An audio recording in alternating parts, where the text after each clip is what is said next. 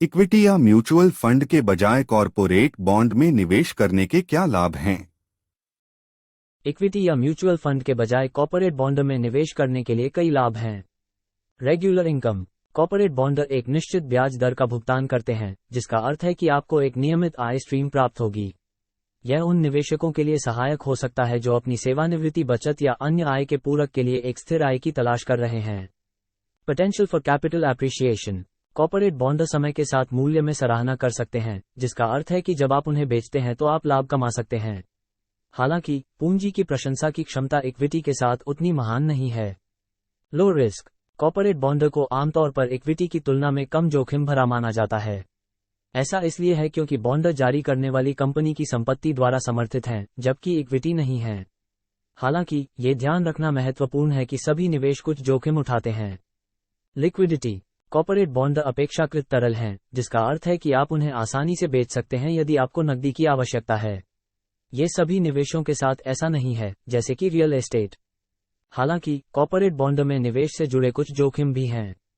Interest rate risk. ब्याज दरों में वृद्धि होने पर कॉर्पोरेट बॉन्ड का मूल्य घट सकता है।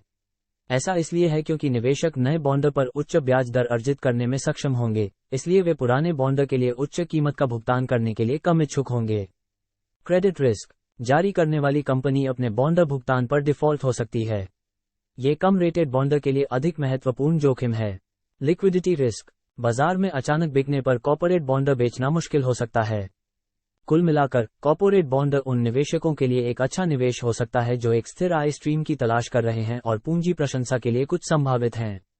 हालांकि निवेश करने से पहले शामिल जोखिमों को समझना महत्वपूर्ण है।